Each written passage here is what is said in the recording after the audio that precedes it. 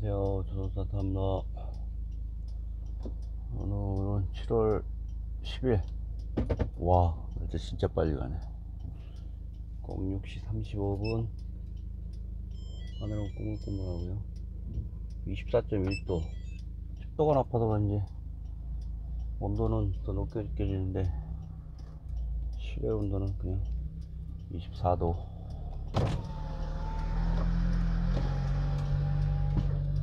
크리스 밀러라는 사람이 있어요. 크리스 밀러. 요즘 핫한 책을 쓴 작가예요. 어디 학교를 나왔고 어디 출신인지는 모르겠으나 미국 사람이야. 인터넷 뒤져보면 바로 나오겠죠. 단박에. 최근에 읽은 책 중에서 가장 신박한 것 같아. 어떤 주제를 가지고 올 봄에는 어떤 주제를 가지고 한번 책들을 쭉 한번 읽어봤어요. 봄에 얘기했듯이 그 19세기 말부터 유럽 사회와 신대륙에 퍼져 새로운 석탄 대용으로 쓰였던 석유에 관련된 인류사의 탄화수소 인간을 생성했던, 지금까지도 영향을 절대적으로 미치고 있는 석유에 관한 얘기를 쓴 다니엘 예긴의 황금의 샘 1편, 2편, 그 로드맵이라는 최근에 관련된 다니엘 예긴의 지정학적, 주로 뭐 지난 2008년에 미국 텍사스인가 캘리포니아에서 발견된 오페크가 가지고 있는 산유량을 합친 것만큼의 원유가 발견됐잖아요. 쉐일. 거기에 따르는 사우디, 서남아시아와 미국 간의 이제 관계 정립을 이해할 수 있었고, 이후에 크리스 밀러라는 사람이 썼던 치워. 이 책을 통해서 이제 제가 개인적으로 이제 탐구하려고 했던 원료, 자원에 관련된 이제 긴 한 5개월 정도의 이제 여정이 끝나가는 것 같아요. 한 100여 페이지 남았어. 로드맵은 아직 안 읽었어요. 아직 안 읽었지만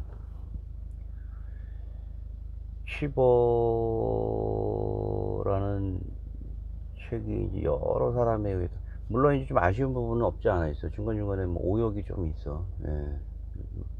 나눠서 아마 이 번역이 되지 않았을까 생각이 듭니다. 예전에 번역서도 가끔 보면은 이렇게 나눠주더라고. 나누면서 번역해오라고 그래갖고 쭉 번역하는 거지. 어찌됐든 지난번에도 잠깐 소개했듯이 중국이 소비하는 소비재 중에 수년 전 2021년, 20년, 19년 뭐 지금도 마찬가지일 거야. 석유보다 더 많은 소비를 하는 게 무엇이냐 라고 봤더니 놀랍게도 반도체 칩이었다는 거지. 반도체 인공 AI와 관련된 내용의 그래픽 칩이라든가, 이게 지금 가격이 엄청나게 뛰었다 하더라고. 엔비디아 거. 병렬 연산을 하다 보니까, 병렬 연산을 했던 어떤 주요 목적은 그래픽에 대한 어떤 그 연산을 병렬로 함으로 인해서 게임이라든가 이런 거 할 때 특화됐던 게 엔비디아 칩이었잖아요. 동시에 연산을 하는 거죠. 색감이라든가 픽셀에 대해서 축축축. 그 외에 뭐 인텔이라든가 이런 디램 같은 경우는, 인텔 칩 같은 경우는, 중앙연산 전지 같은 경우는 한 번 로지스틱이 한 번 읽고 나서 다음을 읽거나 직렬 방식이라고, 직렬 방식. 근데 그 AI 인공지능 관련된 내용의 수요가 아주 높잖아요, 요즘에. 전 세계적으로. 중국에서 그런 내용이 연구라든가 상용화가 빨리 진행되어 있는 차에 뭐야 이 차? 왜 안 가?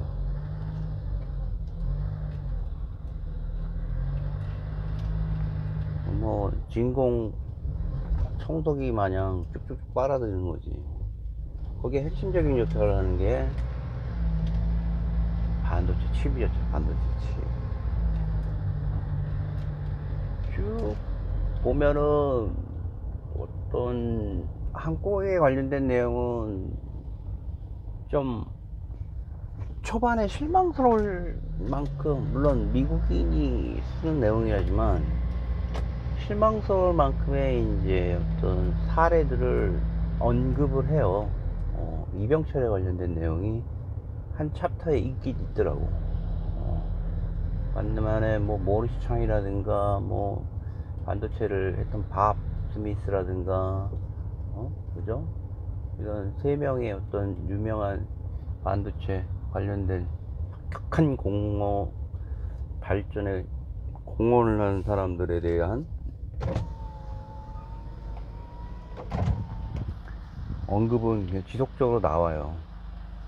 요즘 실망이었어. 아, 우리나라가 어떤 칩 설계라든가 이런 부분에서 참 뒤처져 있고, 팹리스 관련된 내용에서도 미진하다, 막 이런 식으로 해서 이제 좀 끙 하고 읽었어.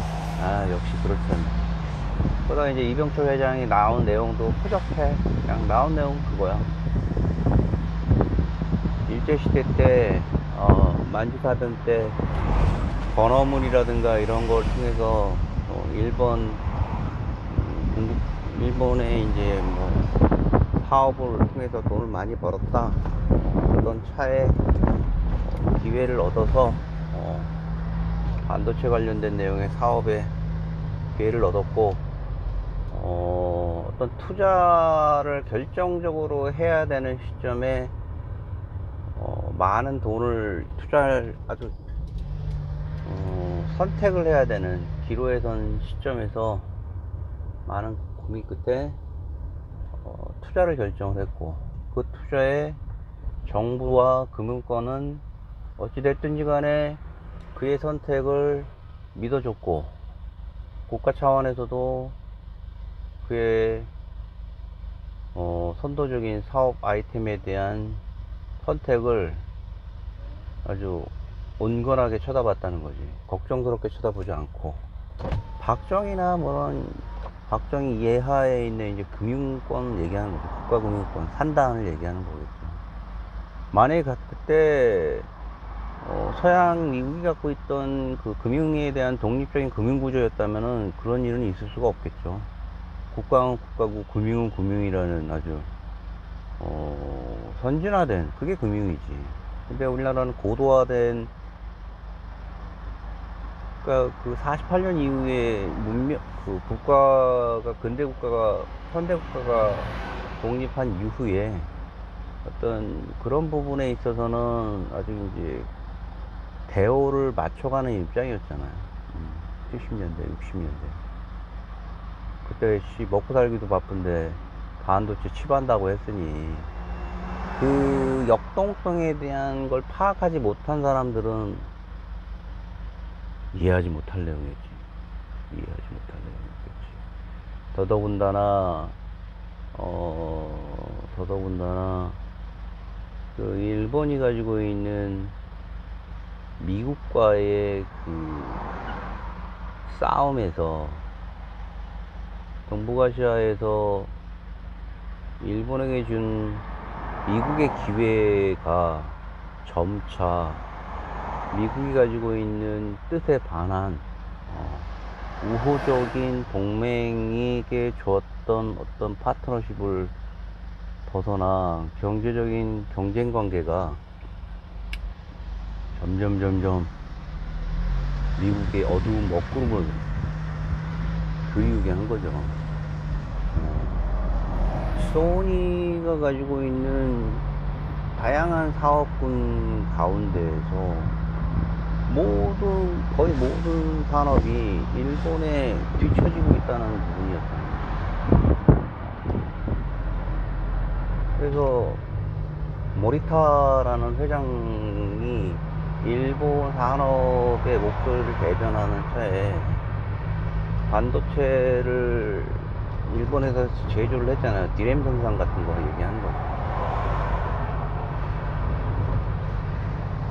그곳에서 일본은 그 국가에서 정말 아주 저리의 그 이자와 그리고 어떤 창의적인 그리고 안정적인 공급을 이루어낸 거지.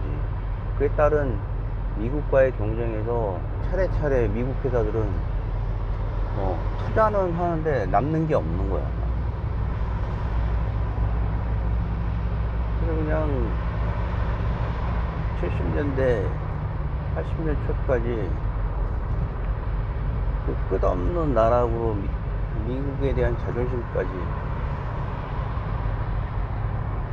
나락으로 떨어지게 된 찰나에 노라고 말할 수 있는 재팬이라는 서적 큰 권을 나 써니 회장하고 한 국회의원이었어요.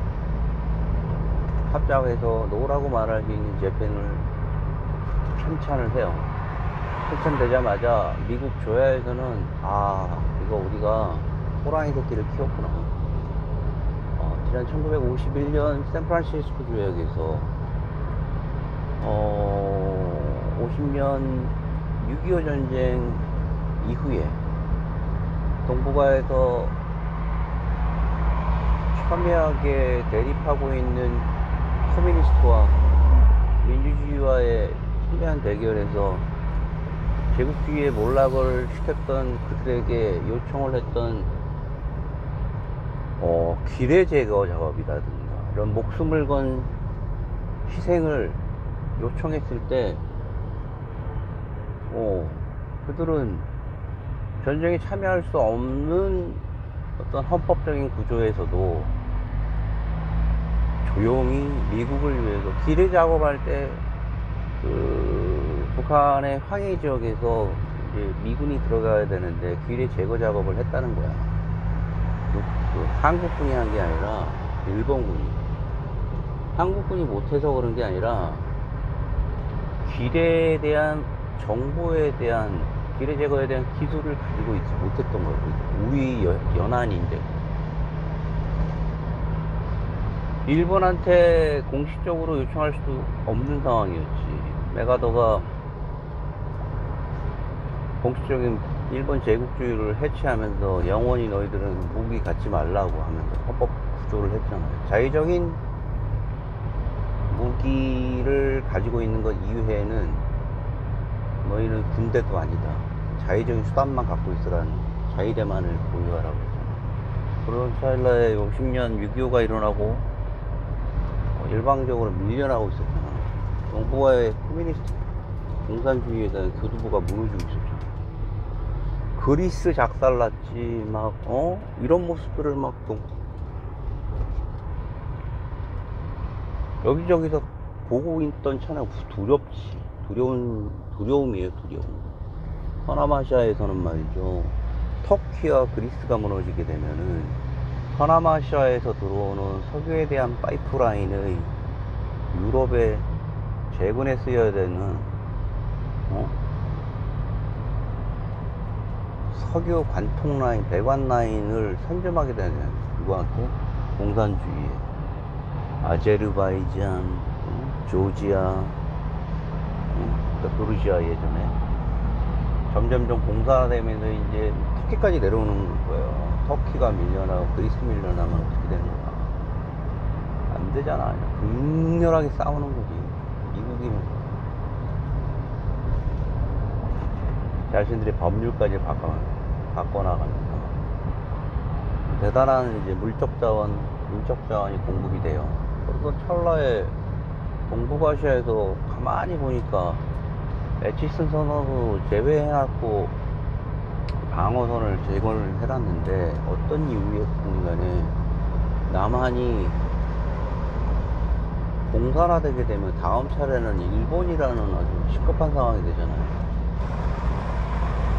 도와야 된다는 거죠. 거기에 일본이 약간 목숨을 걸고 희생을 했지. 그러던 일본이었는데 52년도에 그 총리가 가잖아요. 1차 총리는 강화회의, 모든 식민, 그 전쟁 배상을 아주 완만하게 해주고, 이제부터 국가로서 인정해주겠다는 어떤 내용. 군정에서, 일본 군정, 미 군정에서.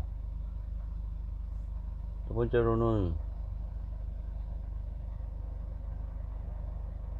그날 오후에 조용히 그 미 대통령과 군사 동맹이라는 미일 동맹을 맺잖아요. 참 아이러니하게도 45년 불과 6년 전에 피 터지게 싸우던 나라 둘이서 한국과의 전쟁에서 일어났던 일본의 어떤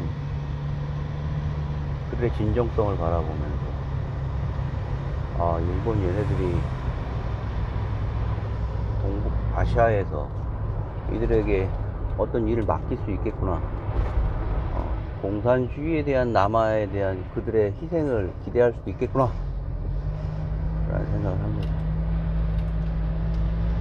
거기에 인상 깊었던 어떤 보고자료를 썼던 게 바로 아까 말씀드렸던 기뢰 제거 작업에 있었던 일본인들의 희생을 보고 그걸 이제 보고서에 올리고, 그렇게 해서 많은 물적, 인적 자원들이, 기술 등이 이제 일본 쪽에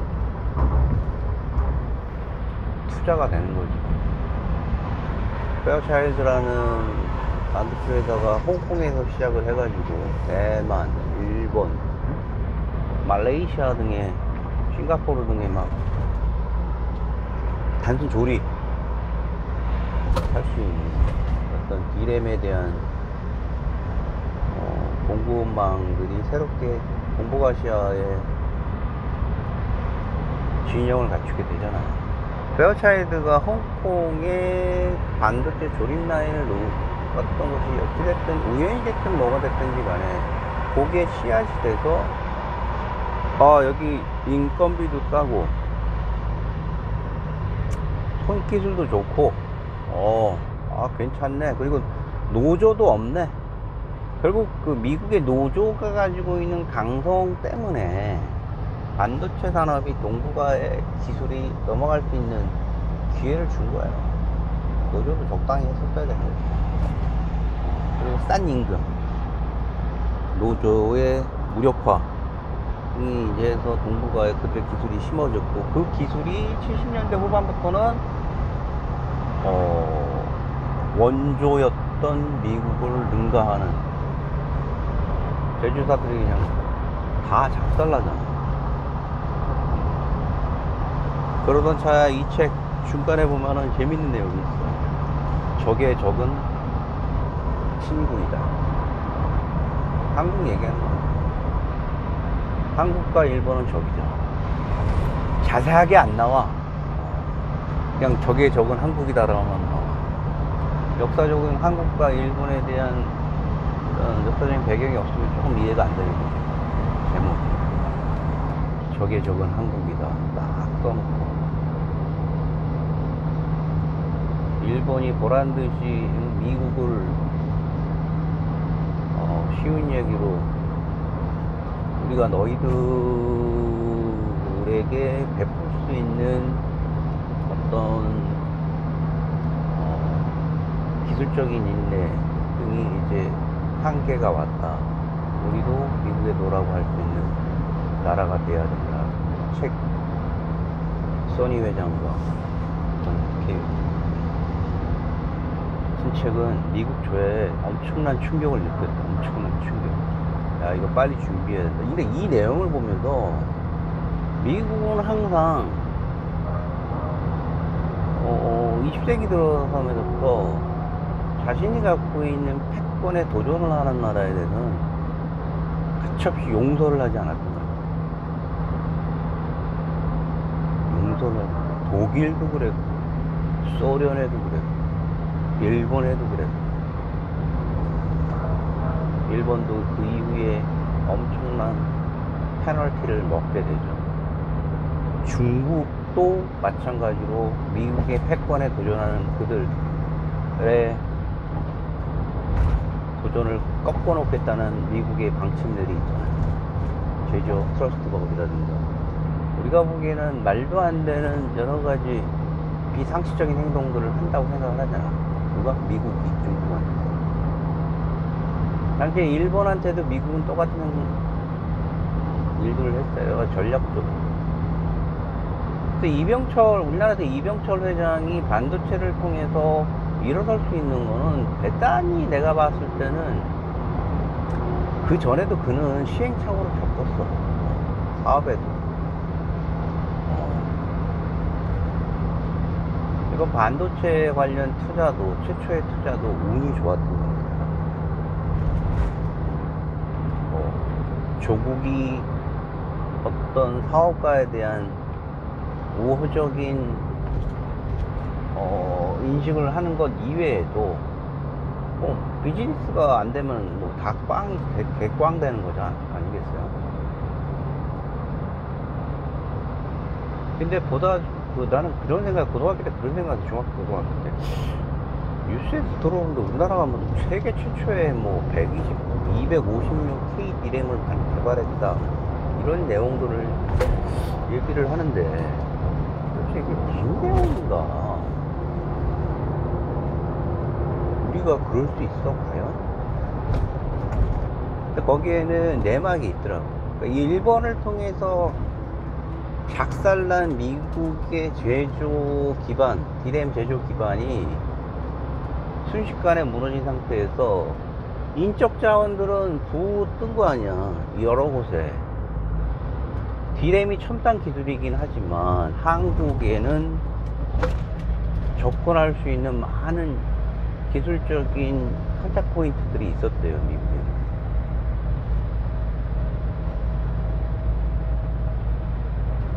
그런 모습을 보면서 80년대 밥 스미스라든가 이런 미국에 있는 유명한 뭐 무어라든가, 우리가 잘 무어의 법칙의 무어라든가 이런 사람들이 약간 우려 섞인 얘기들을 정부에 아시아 동북아시아에 한국이라는 나라가 D램 기술 관련된 내용으로 접근을 해서 기술적인 차용을 시도하려고 하는 부분이 약간 걱정스럽다고 했는데, 그때 분위기는 야, 일본하고 지금 싸우고 있는데 한국이 어느 정도 뭐 자신의 플랜을 가지고 저가로 공격을 해준다라면은 우리 기술도 팔고 뭐 이런 저런 적에 적은 친구다, 이런 배경하에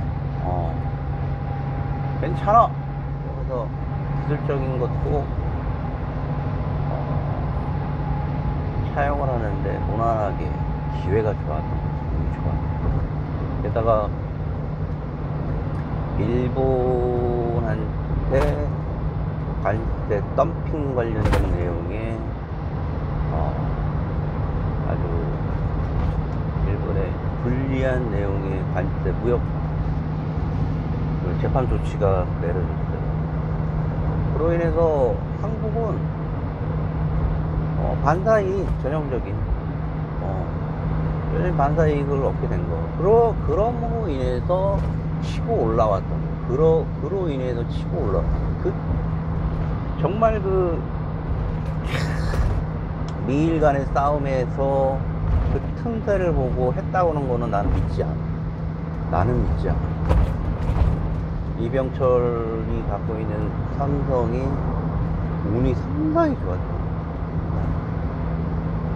지금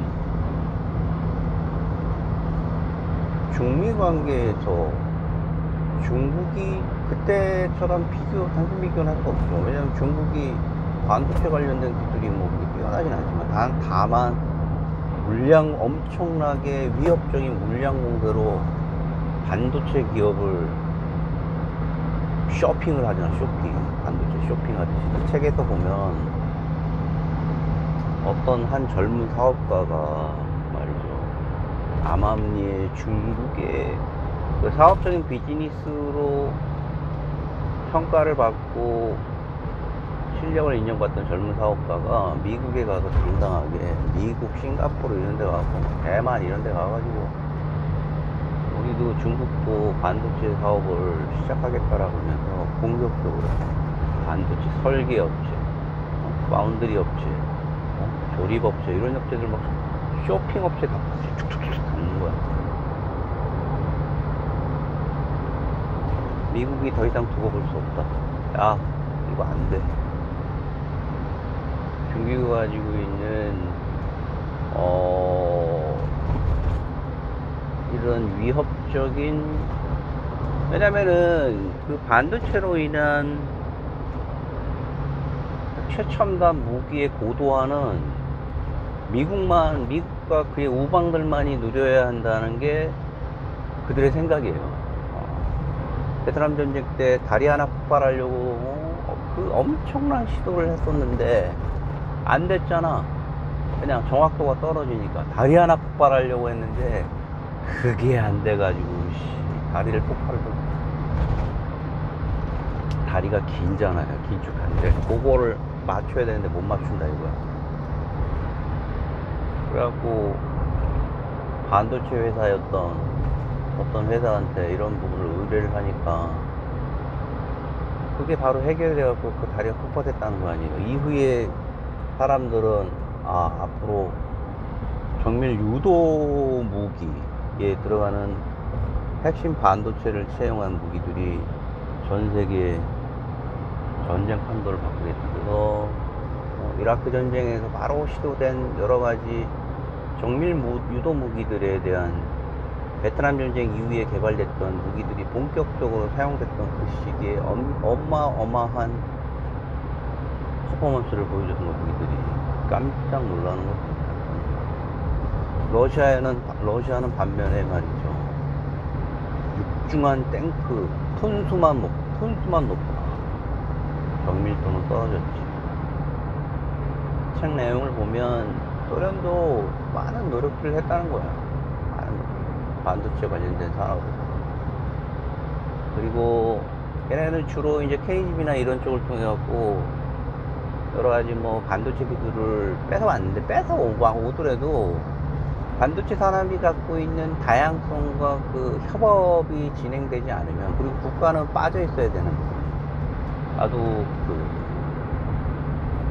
납득할 만큼의 사례들을 들면서 거기서 표현을 하더라고요.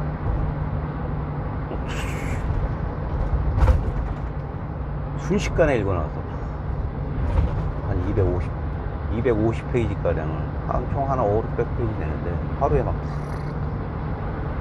재밌더라고.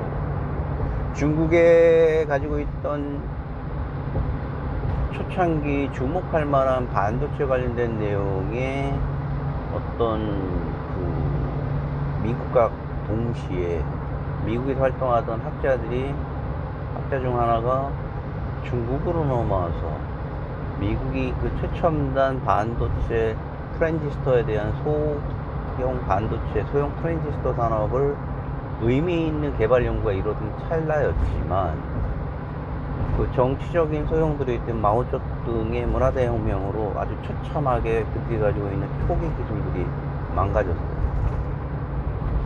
그게 79년도까지도 이어져 나갔다는 얘기들도 있었고, 무섭게 이제 나중에는 치고 올라온 거지. SIMC인가? 대만은 TSMC, SIMC라고 그래가지고 선전 쪽에서 이제 일어나는 어떤 미국에서 공부했던 한 중국인이 헌신적인 노력으로 쭉쭉쭉 올라가고, 중국에 대한 반도체 관련 내용도 아주 잘 기술이 돼 있어서 이해하는 자리에 너무 도움이. 전략적으로 중국의 부상이 어떤 의미를 갖는지도 반도체 없이는 중국이 지난 2019년 20년에 소비했던 석유 소비량만 이나 자동차 판매량 수입량보다도 반도체 수입량이 더 많았다라는 통계적으로 얘기해요. 중국은 어찌됐든지 간에 한국과 TSMC에서 공급을 해주지 않는다면 자신들이 갖고 있는 뭐 인공지능이라든가 이런 최첨단 산업의 근간이 무너진다는 것을 문제로 알고, 안 되겠다 싶으니까 시진핑이 2025년까지 우리는 현재 수입되어 있는 반도체 수입을 75%가량 줄이고 25%가량 수입으로 줄이겠다 라는 대단히 비현실적인 내용의 공약을 통했지만 뭐 사실 요원해요. 그런 내용은. 왜냐면은 우리가 흔히 알고 있는 국자외선은 거기서 장비 설명을 그동안 내가 이제 궁금했던 내용들이 네덜란드의 그 리소그래피 공정에 들어가는 반도체 웨이퍼의 트랜지스터를 선폭이 말이죠. 선폭이 7나노, 15나노 정도 돼야 되면은 기존에 가지고 있던 그 캐논이라든가 미국의 뭐 어떤 회사들이 갖고 있는 요광 장비에 대한 기술로는 이제 한계가 있었다는 거예요. 벌써 인텔이라는 업체는 지난 85년, 90년도부터 그런 극자외선 관련된 내용에 향후 닥쳐올 무어의 법칙에서 얘기하는 선폭회로에 대한 물리적인 한계를 기존에 있는 방법으로는 어느 정도 한계가 오기 때문에 지금부터 연구를 해야 된다고 그러는데 그 당시 또 2억 불 이상, 3억 불 되는 돈을 자체적으로 그 예산을 받기 위해서 했던 한 일화가 소개가 돼요. 거기에 무어도 있었고, 무어 앞에서 무어의 법칙을 실현하기 위해서 자본을 구걸하는 거지. 물론 뭐 같은 회사 내겠죠. 인텔이 대단한 회사예요.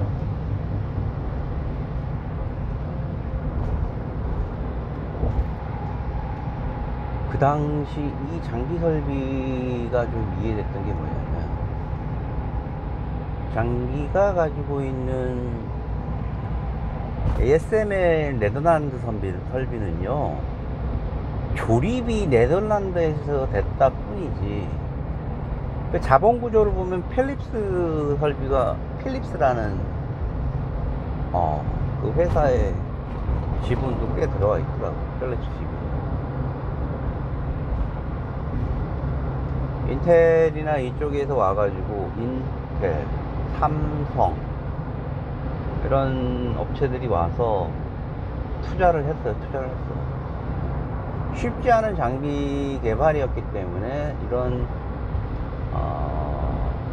반도체 엔드메이커들이 지켜봐 주는 거지. 내가 개발하면 사줄게, 그리고 돈도 투자할게 하면서 이런 식으로 해서 몰아가는 거지. 안 하겠다 그러면 방법이 없는 거야.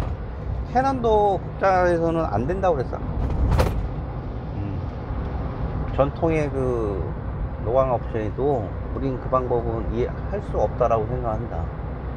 그도 그럴 것이, 그 텅스텐 조각들을 태우면서 나오는 빛의 발광으로 그 수 마이크로대의 텅스텐 조각을 레이저 빔으로 쏴서 원샷하고 쏘고, 그걸 열을 히팅을 시키고 두 번 쏴서 그걸 폭발시켜서 나오는 광원으로 극자외선, 나노미터 단위의 파장대를 유도시키면서 그때 균일한 상태에 나오는 그거 파장대를 반도체 웨이퍼 한 폭에다가 균일하게 그어야 되는 굉장히 고도 인류 역사상 물리적인 장비로서는 상상을 초월하는 장비라고 하더라고요. 그때 이제 대당 1억 달러라 해요. 1억 달러.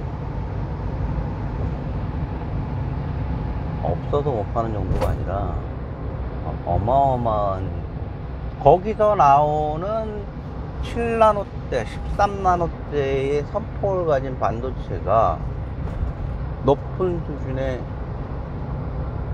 지금 말이죠, 아이폰이라든가 아이패드가 요구하는 퍼포먼스의 하드웨어에 들어가는 칩을 구현하는데 꼭 필요하다는 얘기잖아. 필요하다.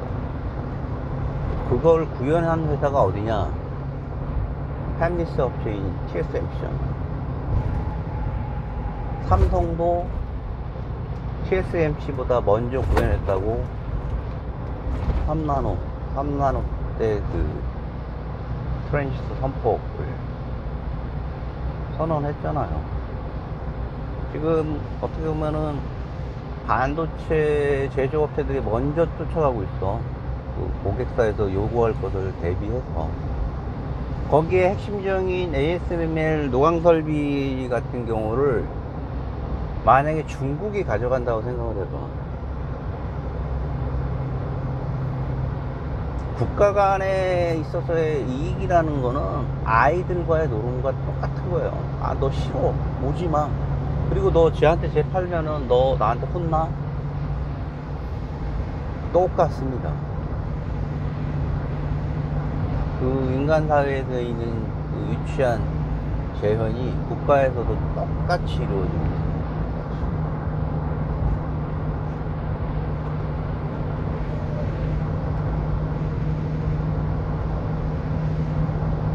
이런 일련의 내용들이 쓰여진 내용들인데, 내가 몰랐던 거, 흥미로웠던 거, 이 중에서 내가 점점점 책을 통해서 알게 된 거는, 자, TSMC는 고객하고 경쟁하지 않는 파운드리 업체예요. 그러다 보니까 수많은 반도체 설계 업체들이 와가지고 150만 불, 200만 불이라는 작은 돈부터 해가지고 들고 와가지고, 어?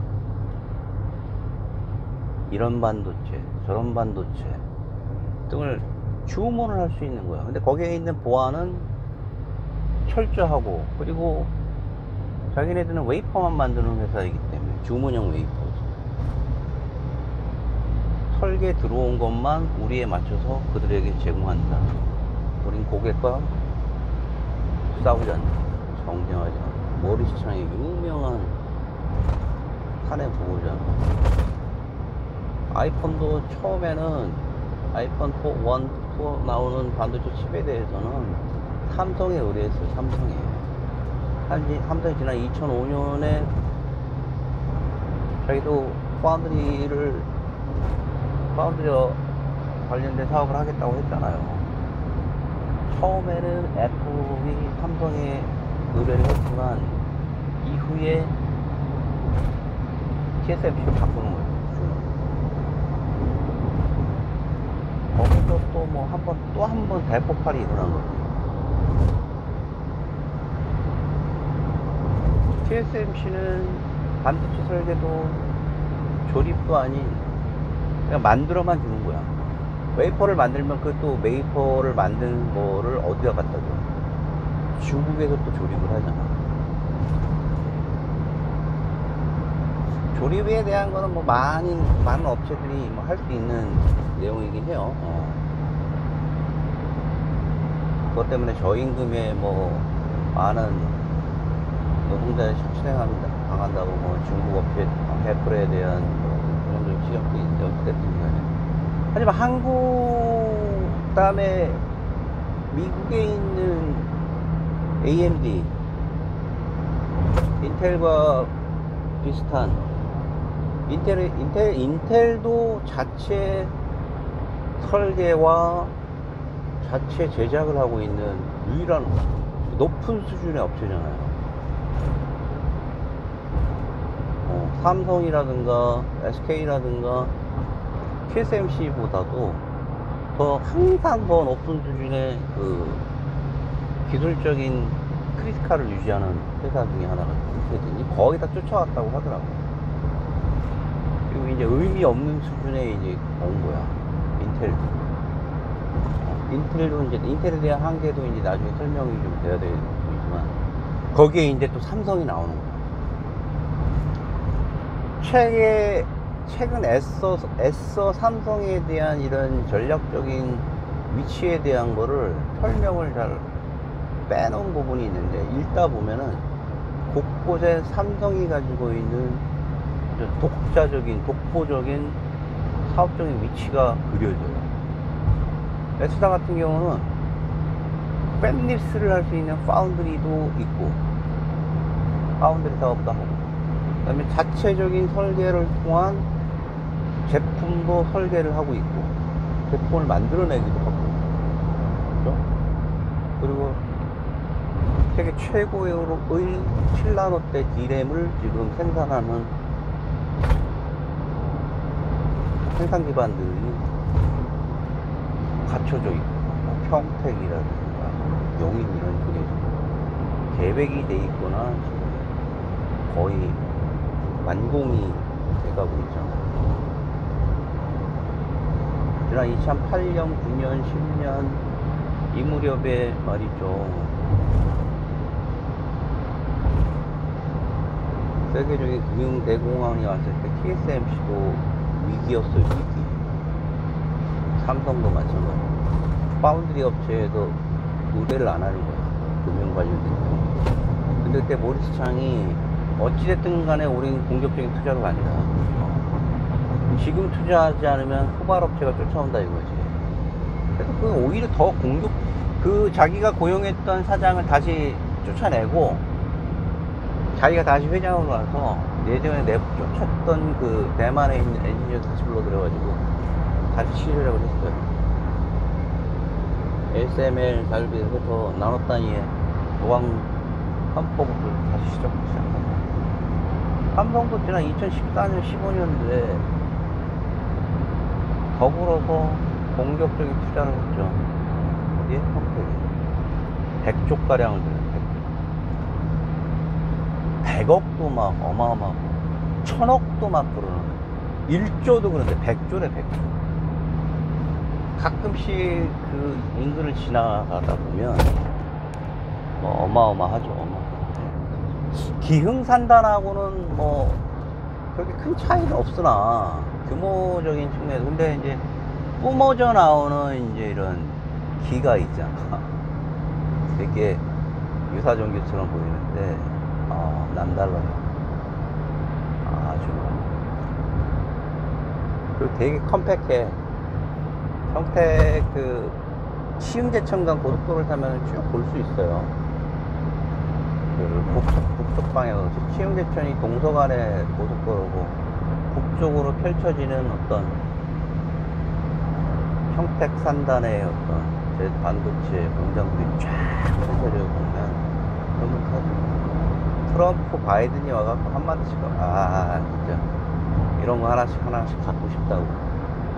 공장이 뭐 미 대륙에 펼쳐져 있는 많은 자동차나 디트로이트나 이런 쪽에 있는 공장하고 뭐가 틀리겠어. 다만 거기서 뿜어져 나오는 산업의 쌀, 세미 컨덕터가 모두 국방 설비에, 우주 설비에 꼭 들어가야 되는 칩이라는 거예요. 손톱만한 거에 트랜지스터가 수억 개가 쌓여 적층됐고, 수억 개. 트랜지스터 하나가 코로나19 바이러스보다 작대. 코로나19 단적인 예예요. 그 정도로 높은 수준의 기술입니다. 높은 수준. 트랜지스터 하나가 가지고 있는 게 1과 0으로 이루어지는 정기적인 차단을 할 수 있는, 1940년 50년에 개발됐던 트랜지스터가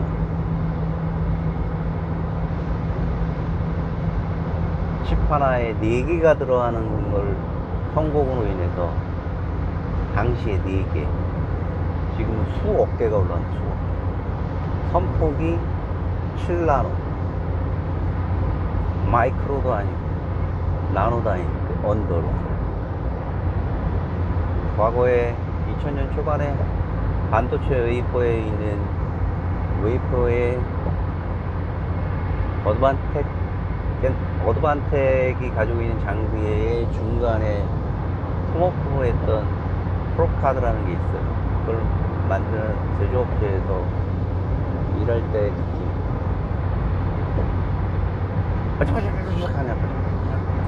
웨이퍼가 보이지도 않아. 뭐가 뭔지. 얇은 세라믹 돌덩어리 안에 칩들이 축축 심어져 있잖아요. 그런 건 나중에 스크라이빙 해가지고 패킹을 하는 거예요. 책을 거의 이제 읽고 나서 보면 삼성에 대한 자부심이 놀라워서 처음에 파운드리 업체가 가지고 있는 TSMC가 갖고 있는 어떤 심플한 사업 구조에 대해서 대단히 놀랍고 부럽기도 했는데, 반면에 삼성이 복잡하면서도 욕심이 좀 과도하게 당해있는 팹리스도 하고 반도체 제조업도 하고 하는 이런 부분에 대해서 대단히 좀 우려스러웠는데, 이 책을 읽게 되면 대만이 갖고 있는 대단히 우려스러운 등이 걱정스럽게 보인다는 거예요. 취약하다는 거죠. 취약하다. 얘네는 거기 작살나면은 모든 산업 구조가 다 그냥 끝나는 거죠.